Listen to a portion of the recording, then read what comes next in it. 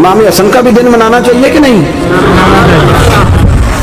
उनके यौम विसाल पे भी कुछ जलसा कर लिया करो, बड़े हैं इमाम हुसैन से। इधर सारा जमाना चलता है, उधर चल पड़ते हो। हदीस में जहाँ जहाँ नाम आया ना, पहला इमाम हसन का है, दूसरा इमाम हुसैन का है, और इमाम हुसैन के अपने जुमले हैं। फरमाते हैं मेरा भाई नहीं, मेरा इमाम भी है, मेरा इमाम भी है। और आप फरमाया करते थे मैंने बड़ी चीजें उस हसन से सीखी हैं। जो उन्होंने सीखा एक बताऊं उसमें से? कुछ लोग थके थके हैं आप में से, हालांकि मैं तो ज्यादा सफर करके आया हूँ। अर्ज करूं जो उन्होंने सीखा है, सुनो।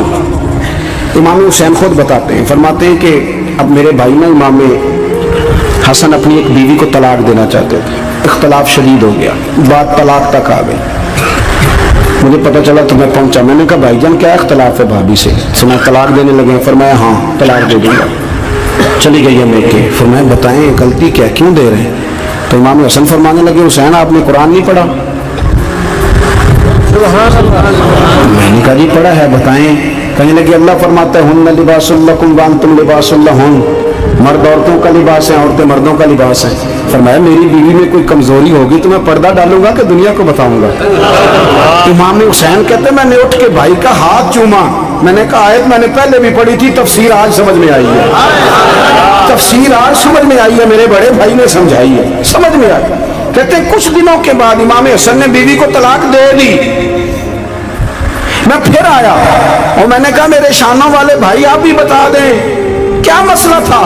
तो कहते मेरा माथा चूमा मेरे बड़े भाई ने और कहने लगे हुसैन छोड़, वो गैर महरम बीबी है, मैं किसी गैर की बातें तेरे साथ क्या करूं? तलाक दे दी, गैर महरम हो गई, अब उसका जिक्र क्या छेड़ना? कहते मैं समझ गया कि मेरा भाई कुरान की उस रूह को जानता है जो हुसैन तक भी पहुंच रही है। भाइयों इमाम हसन रज़ी अल्लाह ताला अन्हु, आपको पता है ये कायनात का वो अजीम शख्स है, हसन इब्ने अली, वो अजीम हस्ती है जिसने ताज छोड़ दिया, तख्त छोड़ दिया, पर नबी पाक की उम्मत को जोड़ दिया।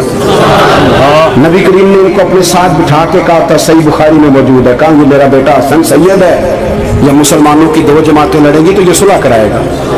हजरत इमाम हसन ने तख्त छोड़ा, ताज छोड़ा, लेकिन मुसलमानों को आपस में इतनी बड़ी कुर्बानी, इतनी बड़ी कुर्बानी। यहाँ तो भाई छोटा सा मसला होता है, मस्जिद में अच्छे भले इमाम साहब नमाज पढ़ा रहे होते हैं, बच्चे पढ़ रहे होते हैं, और मस्जिद में तो तकरीबन 15-20 चौधरी इतवार मस्जिद में होते हैं। तो पिंड तो नहीं है इंज? चलो अल्लाह का शुक्र है जी, इतने नहीं थोड़े ने, चलो अल्लाह करे वो भी नाल ही रल जाए, दरवेशी चंगी चुदरा दा की करना है। तो वैसे मैंने देखा है थोड़ी सी जो किसी शहर की बड़ी मस्जिद होती है उसमें 15-20 चौधरी होते हैं, और मौलवी साहब की मजबूरी है सब की मान के चलना, दो की ना माने कारी साहब, दो की। अब वो ये नहीं देखेंगे कि दीन का नुकसान हो रहा है, मस्जिद का मसला है, बच्चों का मसला है, उनको तो जात का मसला है, मेरी नहीं मानी लिया था छुट्टी। तो खुदा के बंदो हम 2 मिनट के लिए चुदराहट नहीं छोड़ते, दीन का नुकसान कर देते। इमाम हसन ने पूरी हुकूमत छोड़ दी, पूरी हुकूमत। इतना बड़ा सखी कम आपको मिलेगा जो सखावत करे और नबी की उम्मत को बचाए सल्लल्लाहु। ये बात बयान नहीं होती, अक्सर नहीं होती, शायद पूरे करबला में आपने ना सुनी हो, इल्ला माशाल्लाह। इसको समझे इमाम हसन। और फिर मजे की बात, इमाम हसन भी शहीद हुए, जहर दिया गया, और जब वो शदीद बीमार हो गए ना, जहर असर कर गया, तो इमाम हुसैन आए, बड़े परेशान हुए, रो पड़े, कहने लगे भाई मुझे बताओ किसने जहर दिया? तो इमाम हसन कहने लगे हुसैन मुझे शक है एक शख्स पर, लेकिन शक है भाई, अगर सिर्फ शक है तो मैं किसी बेगुनाह को बदनाम कैसे कर दूं, तुम्हें कैसे नाम बता दूं? ये नामालूम पर्चे कराते नहीं हम रोज ही, रोज नामालूम पर्चे, जिस पे दुश्मनी है उसका नाम लिखा दो, खत्म हो गई बात। इमाम हसन की तरबियत देखो, फरमाने लगे जिस पर मुझे शक है उसका नाम बता दूं, तो अगर वो नहीं तो बेगुनाह का जिक्र कैसे कर दूं? तो इमाम हुसैन फरमाने लगे भाईजान अगर वही हुआ तो आप फरमाने लगे अगर वही हुआ ना तो हुसैन फिर भी तू छोड़ दे, मैंने रब के सुपुर्द कर दिया, अल्लाह बेहतरीन इंतकाम लेने वाला है। अल्लाह इतना बड़ा हौसला सैयदा के बेटे का, शेर के बेटे का, शेरों जैसा कलेजा, इतना दिल दरिया समुद्रों डूंगे, कौन दिलां दियां जाने। ओ भाई थोड़ा हौसला कर, जितन जितन ते हर कोई खेडे, तू हारन खेड फकीरा, और जितन दा मुल कौडी पैंदा ही हारन दा मुल हीरा। वो कहीं बैक भी तो हो ना, कहीं तू दरगुजर भी तो करना कि हर जगह छा के रहना, हर जगह छा के रहना। मेरे एक संगी हैं, आपको पता है, ये जो स्टेज पे बैठने वाले लोग होते हैं ना, यहाँ तो अच्छे अच्छे लोग बैठे हैं, मेरी तरह के भी लोग, वो स्टेज पे बैठने का आदी हो जाता है, वो नीचे बेचारा बैठ भी नहीं सकता, कोई मसला हो जाता है। मैं अक्सर कहता हूँ कि कभी नीचे बैठ के तो देखो क्या फर्ज होता है। अगर किसी बंदे की कोई शान है तो वो जो सबसे पीछे बैठा है उसकी शान वैसी की वैसी है, कोई कमी आ जाएगी? कुछ भी नहीं। मुझे जाती तौर पर दयानतदारी से कहता हूँ, मस्जिद में बैठा हूँ तो मेरे आने पे लोग नारे लगाते हैं, मुझे तकलीफ होती है। मैं कहती हूँ यार नबी पाक की नात चल रही थी, उसका अदब ज्यादा है, अजमल कादरी का अदब ज्यादा है। छोड़ें आप, जो आया वो बैठ जाएगा, खत्म हो गई बात। और वैसे भी जो लोग जलसों के लिए मेहनत करते हैं ना, बेचारे इश्तिहार लगाते हैं, मस्जिद की सफाई करते हैं, जो लंगर पकाते हैं, वो तो स्टेज पे आते नहीं, हालांकि ज्यादा सवाब तो उनको मिलता है, वो तो पीछे छुपे होते हैं। मैं कई दफा मुझे पता चल जाए ना इस कारकुन ने ज्यादा काम किया इस जलसे के लिए, तो मैं उसके काम में कहता हूँ मेरे लिए भी दुआ करिए, तो तूने मेहनत की है, तेरा अजर और है। हम तो शाम से आए, बैठे और छुट्टी कर गए। भाई थोड़ा पीछे भी देखे, नबी करीम के पूरे खानदान की कुर्बानियां, पूरे खानदान। दोपहर को खाना ना पका हो तो हमारे बच्चे मोबाइल तोड़ देते हैं, और शाम को मर्जी का ना पका हो तो वॉक आउट कर जाते हैं, कहते हैं ले आओ पैसे फिर बर्गर ले आइए। मेरी मर्जी का नहीं पका। सैयदा फरमाती है मेरे घर में महीना महीना चूल्हा नहीं जला, महीना महीना चूल्हा। 3 रोजे रखे सैयदा फातिमा ने, मौला अली ने, इमाम हसन ने, इमाम हुसैन ने, और तीनों दिन इफ्तार के वक्त फकीर मांगने आ गया तो खाना वहां दे दिया। आपका क्या ख्याल है जो बेसब्रा आदमी हो वो करबला में जाके लड़ेगा? जिसको आदत ही ना हो बचपन से ठहरने की वो लड़ेगा? जो जरा जरा सी बात पे डगमगा जाता वो लड़ेगा? स्टेज पे नहीं बिठाया तो लड़ पड़े वो लड़ेगा? ओ खुदा के बंदो, बड़ा हौसला चाहिए, बड़ा ज़रफ चाहिए। इमाम अली मकाम का एक कद है, उनका एक वकार है, उनका एक हुस्न है। इमाम हुसैन रज़ी अल्लाह ताला अन्हु ने 25 हज किए मदीने से मक्के पैदल जाकर, दोनों भाइयों ने। हर रोज 10 सिपारे कुरान पाक के इमाम हुसैन पढ़ते थे। हजरत अब्दुल्ला इब्ने जुबैर कहते हैं मैं सैयदा फातिमा के बेटे हसन और हुसैन से जब भी मिला हूं, दोनों भाइयों ने रोजा रखा हुआ होता था। उन्होंने अपनी जिंदगी तकवे से गुजारी, परहेजगारी और सखावत। सुभान अल्लाह। पता है सखी मालदार नहीं होता, हुजूर ने फरमाया बंदा दिल का गनी होता है। मालदार तो बंदा बनता ही तब है जब पैसे जमा करे, सखावत करने से थोड़ी मालदार बनेगा। इसलिए दरवेश कहते हैं माला वाले सखी नहीं होंगे, सखियां कोल माल नहीं होगा। सुने बहुत बड़ी सखावत की अपनी जिंदगी में, सारी जिंदगी सखावत में गुजार की, सारी जिंदगी। इमाम हसन ने भी, इमाम हुसैन ने, जो आया दे दिया, जो आया दे दिया। हजारों दिनार आते। एक दिन एक फकीर मांगने आ गया तो इमाम हसन हुसैन दोनों थे। कहने लगा मैंने सुना बड़े लाजपाल हो, गरीब हो, मेहरबानी हो जाए। फिर मैं बैठ जाओ, रिज़्क आने वाला है। थोड़ी देर गुजरी तो 3000 दिनार आए। वैसे मेरे को 3 लाख रुपया होते मसीते किन्ने देने चाहिए? मैं अपनों तो पूछना, तो पूछे ही नहीं, मैं मशवरा पे लेना। 3 लाख जो मेरे को लगे तो मसीते किन्ने देने चाहिए?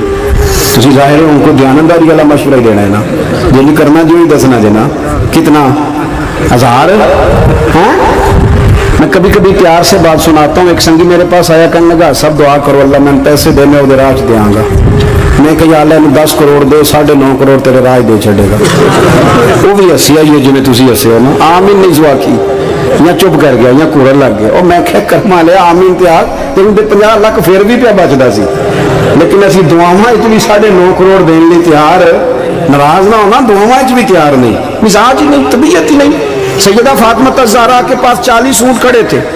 एक बीबी आई, वो कहने लगी अम्मा जी ये जो ऊँट खड़े हैं ये मेरे हैं, अब बताएं मैं अल्लाह के रास्ते में दूं तो कितने दूं? सैयदा फातिमा कहने लगी 1 बकरी दे दे। तो कहने लगी हुजूर अगर आपके पास 40 होते तो आप कितने देती? सैयदा फरमाने लगी मैं सारे के सारे दे देती। तेरे लिए मसला और है, मेरे लिए फतवा और है, सारे दे दे। 3000 दिनार आए। इमाम हसन और हुसैन के पास फकीर बैठा है। फकीर कहता है मेरे दिल में ख्याल था कि 5-10 दे दें तो मेरी मौज बन जाएगी, पर मुझे नहीं पता था कि इतने सखी घराने के पास आया। 5-10 दे दें तो मौज बन गई। कहते इमाम हसन ने 3000 दिनार मेरी हथेली पे रखे और मेरा माथा चूम के कहने लगे यार मेरा तो ख्याल था कि तेरे इंतजार पर तुझे कुछ मिलेगा, पर ये रख ले, مجھے پتا ہوتا کہ تجھے اتنا ملنا ہے تو میں تجھے انتظار نہ کراتا. جلدی خود بھیک دے خود ہی کہے منگتے کا بھلا ہو. اپنی زندگی نفاست سے گزاری اہل بیت, قربانی دے کے گزاری. مولا علی شیر خدا نے اپنی زندگی ساری 9 سال کی عمر تھی جب کلمہ پڑھا تھا. 9 سال حضور نے سب گھر والوں کی دعوت پکائی, اور جب سب لوگ آ گئے سارے خاندان والے, تو فرمایا میں اللہ کا نبی ہوں, کون کون میری مدد کرے گا.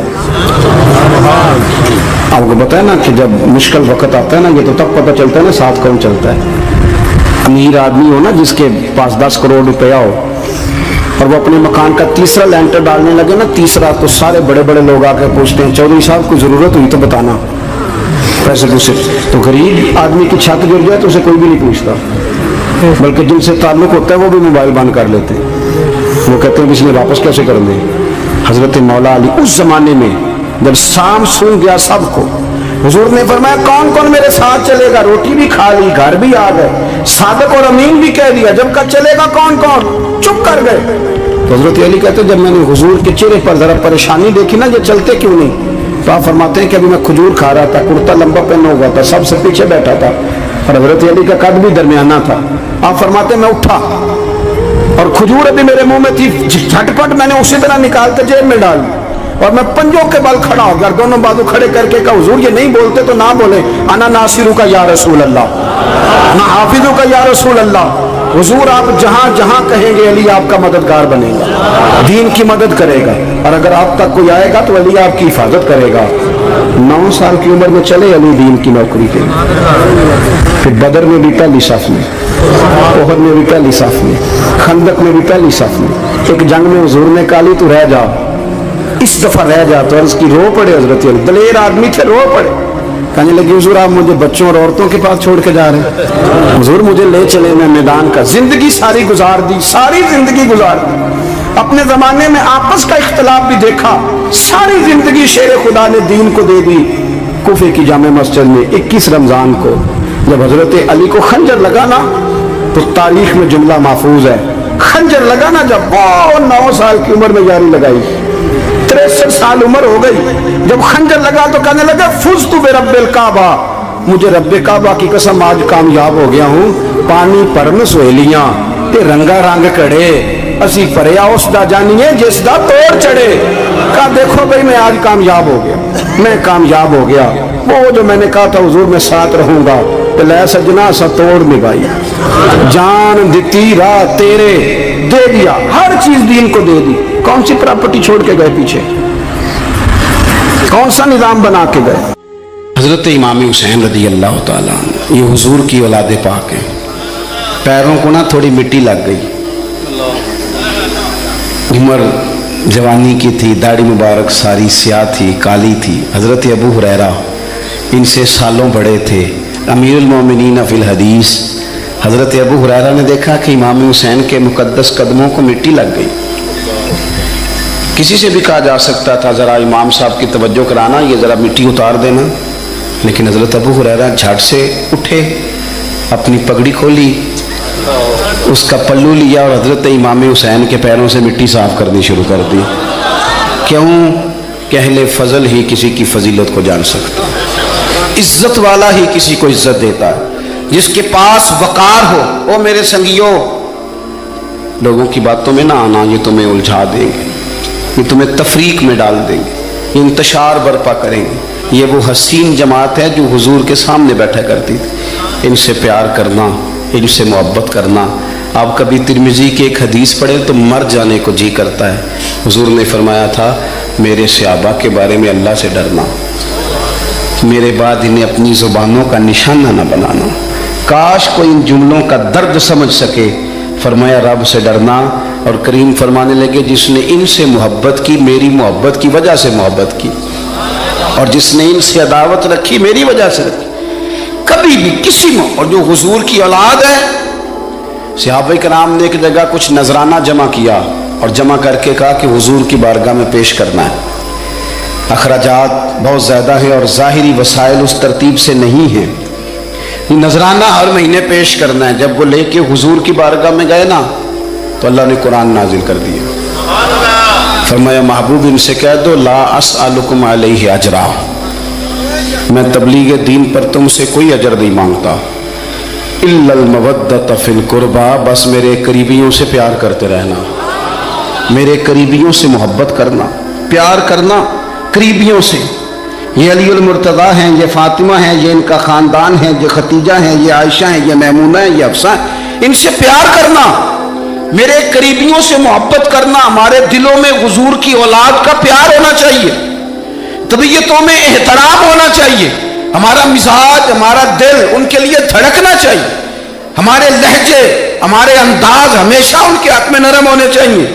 मैं कह चुका हूं सैयद का सिर्फ अकीदा ठीक होना शर्त है, बाकी आप तहकीक और तफ्तीश में ना पड़े, वो जाने रब जाने। आप कोशिश फरमाएं हमारी औलाद दें, हम खुद एक और अहले फजल का अदब कभी ना छोड़ें। दूसरी बात आपसे ये अर्ज करनी है, इसको अच्छी तरह समझ लें कि कौमें अपने असलाफ से बड़ी होती हैं हमेशा। बड़ा हम होता ही वो है जिसका कोई बड़ा होता है, जिसका कोई बड़ा नहीं होता वो कभी भी बड़ा। ये कुछ अरसे से ट्रेंड चला है, अगरचे ये दुरुस्त नहीं है। आप किसी सुनार की दुकान पे जाएं तो उसने अपने पीछे ना अपने वालिद साहब की और दादा की फ़ोटो लगाई होती है। हकीम की दुकान पे चले जाएं, कपड़े वाली दुकान पे चले जाएं तो उसने पीछे अपने दादा की वालिद की फ़ोटो लगाई होती है। अगरचे ये दुरुस्त नहीं, तस्वीरें नहीं लगानी चाहिए, तस्वीरें उनके क्या पीरों की भी नहीं लगानी चाहिए।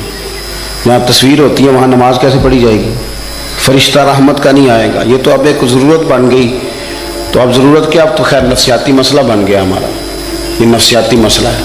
यानी सलाम बाद में फ़ोटो पहले, यानी सियाने सियाने लोग, और ये हमें ऐसे खेल तमाशे में लगाया गया है कि मैं ढेर सारे लोगों पर गौर करता हूँ, फिर उनके लिए दुआ करता हूँ कि या अल्लाह इनकी मदद फरमा।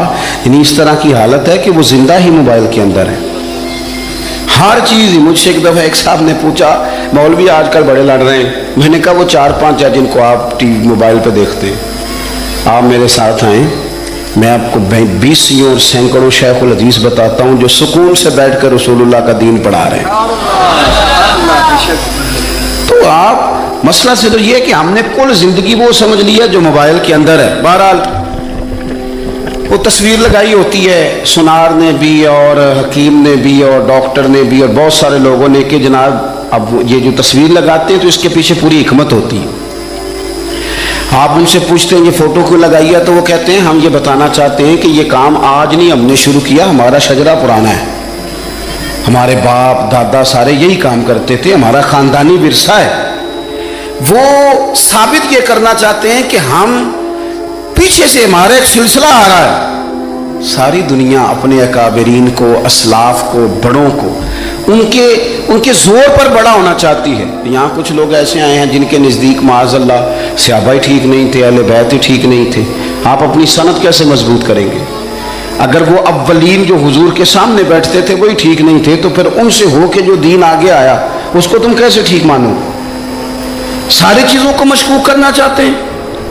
हमारे बुजुर्गों ने, इमाम बुखारी ने, इमाम मुस्लिम ने मेहनत करके हदीसें तलाश की, उसूल बयान किए कि ये हदीस सही है, मुतवातर है, हसन है, ज़ईफ़ है, क्या है, उसके उसूल और कायदे बयान किए। और जब उन्होंने खुद पूरी तहकीक की, आप थोड़ी सी, आप मुश्किल बात नहीं कर रहा, थोड़ी सी आप गौर करेंगे, उन्होंने सैकड़ों मील का सफ़र किया, घोड़ों पे, पैदल, ऊँटों पे, रिसर्च करके बताया कि ये हदीस बिल्कुल दुरुस्त है, अपनी सनद के एतबार से, मतन के एतबार से ये मुतवातिर दर्जे की है। उन्होंने पूरी रिसर्च की।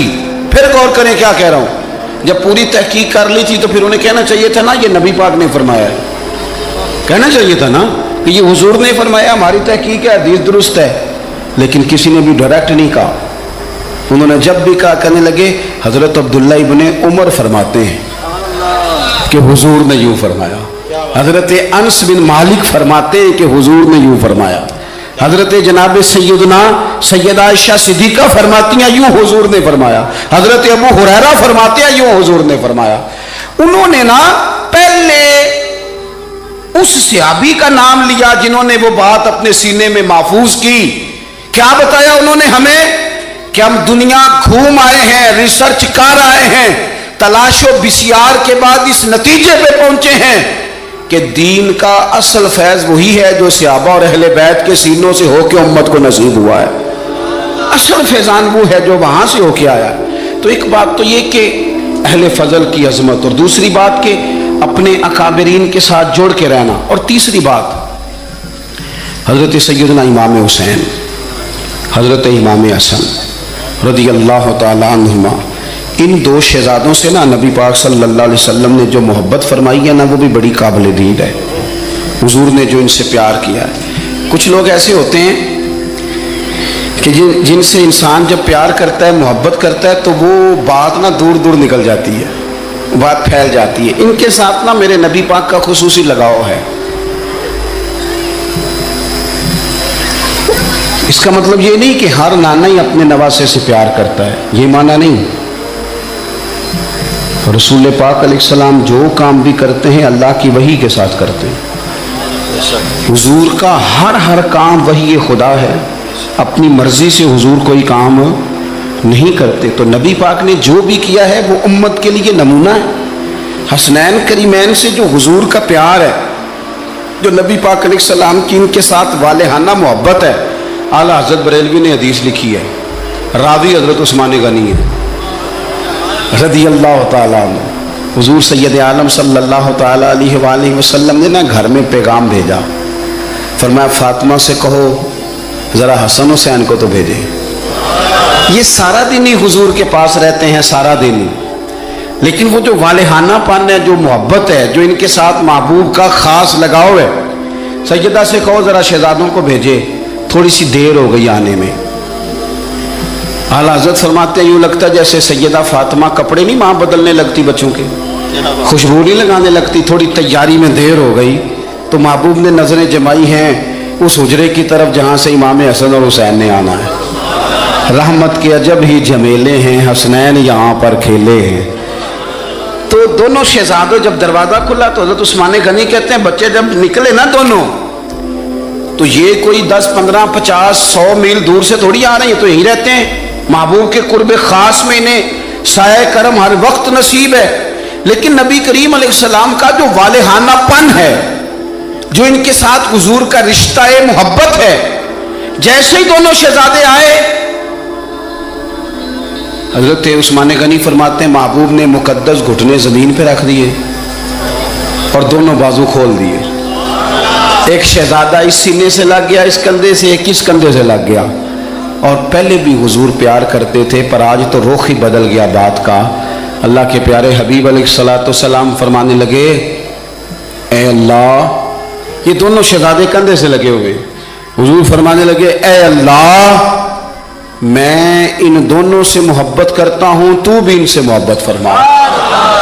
اور کہا اے اللہ جو میرے حسن حسین سے محبت کرے تو ان سب سے محبت فرما، تو ان سب سے پیار کر جو میرے حسنین سے پیار کرے.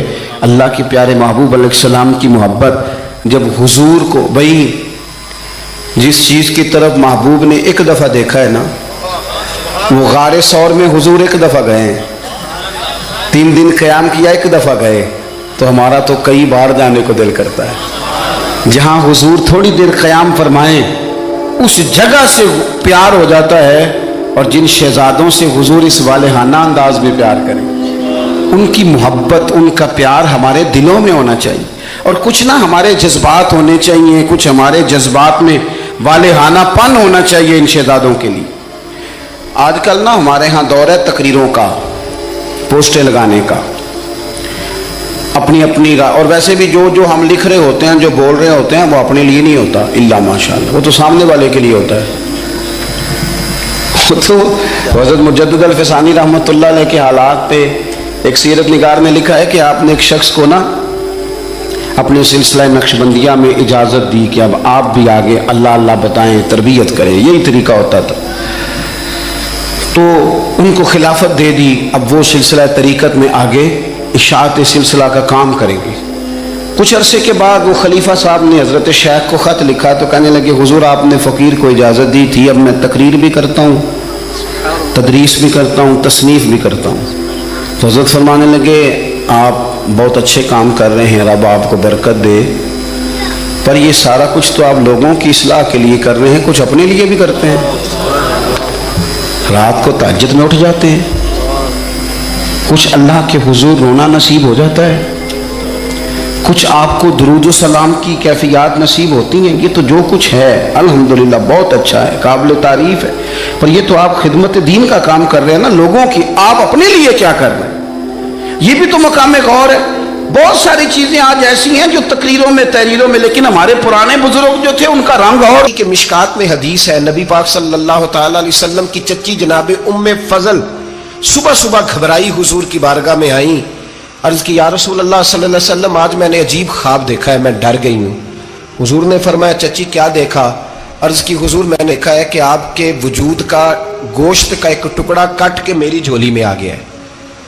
हुजूर ये क्या है? तो महबूब ख्वाब सुन के मुस्कुराए, फरमाया चची ये परेशानी वाला ख्वाब नहीं, ये तो खुशी वाला ख्वाब है। अल्लाह फातिमा को बेटा अता करेगा और वो तेरी गोद में खेला करेगा। चूंकि वो मेरे वजूद का टुकड़ा होगा, लिहाजा ख्वाब तुझे ये आई है। तो इमाम हुसैन पैदा हुए, इमाम हसन की उम्र अभी 11 महीने थी। तो नबी पाक ने इमाम हुसैन को जनाबे उम्मे फजल अपनी चची की गोद में दे दिया कि फातिमा के लिए दोनों बच्चे संभालना मुश्किल होगा। वो ख्वाब इस तरह पूरी हुई। इमाम हुसैन से हुजूर ने बड़ा प्यार किया, बड़ी मोहब्बत फरमाई नबी पाक से। कुछ हदीसें मैंने जुमे में अर्ज की थी। हजरत अबू हुरैरा रदी अल्लाह तआला अन्हु कहते हैं ये वाहिद बच्चा था हुजूर के घराने का कि मैंने देखा कि नबी पाक सल्लल्लाहु अलैहि वसल्लम बैठे थे तो ये हुजूर से कह रहे हैं, नबी पाक से, कि नाना जी उठ के खड़े हो। तो कहते हुजूर खड़े हो गए। तो कहने लगे मैंने आपके बराबर जाना है। बच्चे जो मर्जी जिद कर लेते हैं ना। कद छोटा था, उम्र 7.5 साल थी। कहने लगे नाना मैंने बराबर जाना है। तो नबी पाक सल्लल्लाहु अलैहि वसल्लम ने हाथ पकड़ लिए, फरमाया चल फिर हो जा बराबर।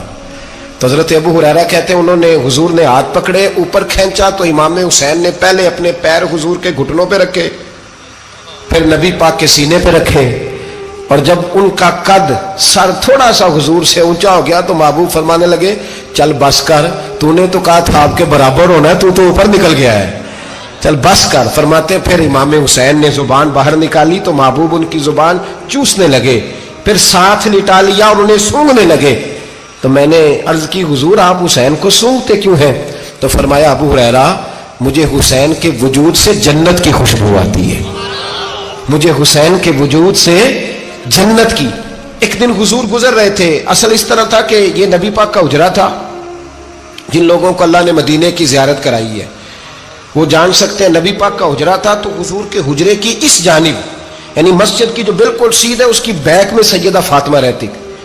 तो हुजूर अक्सर में नमाज के लिए जब निकलते तो हजरत फातिमा के हुजरे के पास से होकर दोबारा मेहराब में जाते। महबूब हुजरे के पास से गुजरे तो इमाम हुसैन रो रहे थे। तो हजरत फातिमा ने किसी बात में झिड़क दिया तो इमाम हुसैन रोने लगे। तो नबी पाक नमाज के लिए गए तो वापस लौट आए और वापस तशरीफ लाके कहा फातिमा हुसैन को क्या हुआ? अर्ज की या रसूलल्लाह तंग कर रहे थे, मैंने डांट दिया है।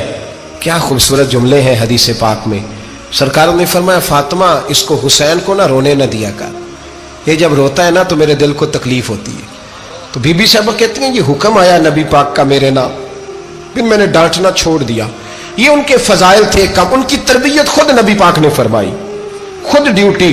मैं किसी मंतक का मैं अब तो अल्लाह ताला माफ करे, पहले हम लोगों को कहते थे फलानी मजलिस में ना जाना फलानी, अब तो मुसीबत बन गई है, जाने की जरूरत नहीं, हर शय मोबाइल में आ गई। मुझे भेजते हैं, कहते हैं हजरत साहब ये जरा सुनना, ये जरा सुनना। कल कराची से कुछ मेहमान आ गए तो बच्चों ने वो क्लिप संभाल के ये मौलवी देखो क्या कहता है। अब आयतें पढ़ी जा रही हैं कुरान पाक की, इतना टुकड़ा यहां से लेते हैं, इतना टुकड़ा यहां से लेते हैं और मिला के पता नहीं कौन सा मिक्सचर बना रहे हैं। किसी आयत का तर्जुमा नहीं, कोई वाज़े हदीस नहीं, ऐसे हुआ होगा फिर इसको इससे जोड़ ले तो क्या बनता है, इतनी जमा कर। ये कौन सा दीन है जो तोड़ मरोड़ के बयान कर रहे? कौन सा मजहब है? दीन तो वाज़े खुली किताब है। अब हमारा ये शौक है, हम हर तमाशा देखना चाहते हैं, हम अपने लोगों की कदर नहीं करते और बड़ी बड़ी दूर जाके हम गलत मामलात में जाते हैं, फिर ज़हन हमारे शकूक का शिकार होते हैं। हमें समझना चाहिए कोई ऐसी किसी दलील की जरूरत नहीं है। जब उनके वाज़े चीजें उनकी किताबों में मौजूद है, हदीस में मौजूद है, कुरान मजीद में उनके फजाइल खुल के मौजूद है, तो दूर जाने की क्या जरूरत। हुजूर उनकी ट्रेनिंग कराते थे। पहली बात तो यह है कि नबी पाक ने दुआ मांगी थी, या अल्लाह मेरे घर वालों को ज्यादा रोजी ना देना, इन्हें एक वक्त रोटी देना, एक वक्त की भूख देना। ये जो 10 दिन करबला में उन्हें टेंशन नहीं ना हुई, उन्हें आदत थी फाका करने की। انہیں 3 دن وصلی روزے رکھنے کی عادت تھی، پہلی بات۔ دوسرا یہ کہ جہاد کی تربیت حضور خود کراتے۔ حضرت فاطمہ زہرا کہتی میں پردے کے پیچھے دیکھ رہی تھی، نبی پاک نے امام حسن اور حسین سے فرمایا چلو میرے سامنے کشتی لڑو۔ تو دونوں حضرات آپس میں جب کشتی لڑنے لگے تو نبی پاک نا امام حسن کو کہتے ہیں حسن حسین کو ٹانگوں سے پکڑو، حسن حسین کو پیچھے سے پکڑو۔ جب نبی پاک بار بار امام حسن کو بتا رہے تھے تو سیدہ پیچھے سے بول پڑی، کہنے لگی یا رسول اللہ آپ چھوٹے کو بتائے، آپ بڑے کو بتا رہے، بڑا تو پہلے 11 مہینے بڑا ہے، تو آپ چھوٹے کو بتائے بڑے کو بتا رہے۔ تو فرمایا فاطمہ تو چپ کرنا، جو میں دیکھ رہا ہوں تو نہیں نہ دیکھ رہی، ایک کو میں بتا رہا ہوں دوسرے کو جبریل امین بتا رہے ہیں۔